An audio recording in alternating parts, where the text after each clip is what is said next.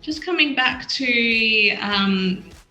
COVID-19, I know people are really sick of talking about it, by this time of year. But one question I absolutely love to ask is, what has been your biggest learning from it? So we saw that it was going to change a lot of things. I mean, we're very cognizant of diseases because of where we work.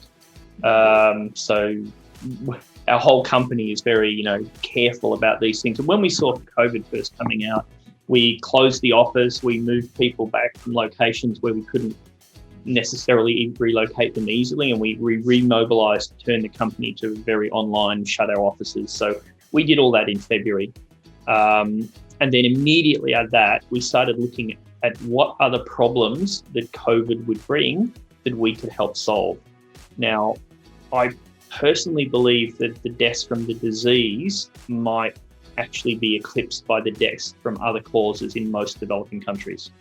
I think the food supply chains are being horrendously disrupted, and we're not going to see the long-term impact of that. Child malnutrition takes years to advance. Foods, when you have to shut down a country, like what India is going through at the moment, when you have to shut down regions of country and food stops moving around, the more wealthy people, food still gets to the supermarkets. They have reliable supply chains. The informal supply chains of food and the other economic disruption to the people in those supply chains will take decades to recover from. And that will have a huge economic and humanitarian impact. So our first thought when COVID came along is what have we got that can help that problem? So we started to work on what we call our COVID response, which was that we set up as a separate company, and we got a lot of people, working for equity in that company. So it allowed us to mobilize really quickly. And we thought that the major problem in developing markets, is where they're so often, is the food market. So if you go to a developing country, you'll see these big sprawling markets where people from all the small villages, they bring in their fish or grocery, vegetables or whatever, and they're all sitting in a big crowded market and selling it, and then they go back to their village at night. Yeah. Absolute worst vector for virus spread.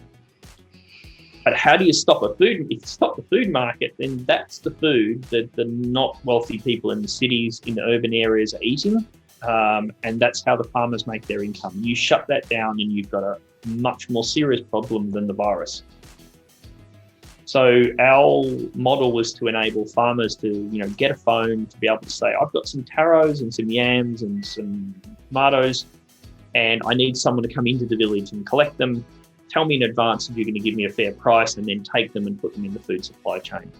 So we put out the proposal in a number of countries. New Guinea's verbally accepted it in a press conference, so we're pretty confident they'll go ahead for one region. And Uganda has agreed to that as well, sponsored by CASA, which is part of the UK Department of Foreign Affairs.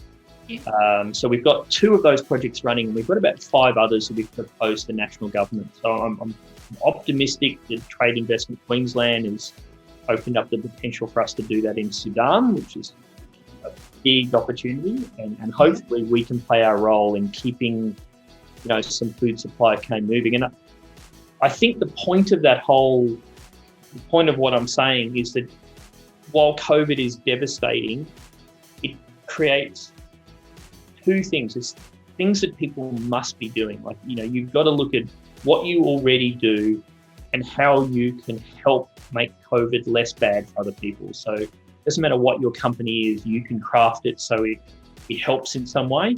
And then it's also an opportunity to go into new markets. So once we get into, we wouldn't have been in Uganda otherwise. And when COVID finishes, we'll have probably tens of thousands of farmers in Uganda as a result of helping them get through COVID. And we'll turn those into cooperatives, and then we'll turn that into a much more resilient and sustainable agricultural system in Uganda. So these are COVID initiative projects that will have long-lasting benefits for the countries. And one of the important things is lots of countries actually have funds for COVID relief at the moment. So countries like New Guinea can do things now that they would normally have not had funding for. So it's a really important time for people to say, while we're keeping things moving from COVID, let's fix some bigger issues in our supply chain. time. Okay, yeah. I mean, COVID's certainly a crisis, but it's also created, a lot of opportunities for a lot of organizations and countries. So it's good to hear that, you've been able to help, these initiatives and so many more farmers in these countries. Do you have plans to extend past those countries, or are you just focused on them and spreading the word within them? No, one of our key objectives is to get AgUnity. So we have a bit of a long growth pattern, again, which is why investors sort of struggle with us, because we get an initial group of farmers, but then once we've got them, they're never going to leave, because really they're all part of a cooperative. For one farmer to leave, the whole cooperative really has to leave. Yeah. So we have a really solid position, and other cooperatives will want to copy them and join it. But this is typically seasonal. So you start one project, you do about 100 farmers. The next year you can grow that to about 1,000. The next year you can grow that into the thousands. But it takes many, many, many years.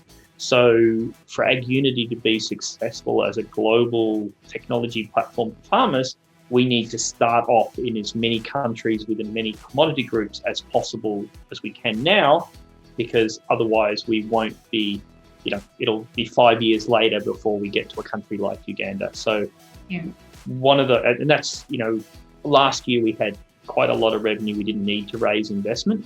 This year we're back to doing a Series A round, only because we can go into probably 20 countries in next year if we're well enough funded.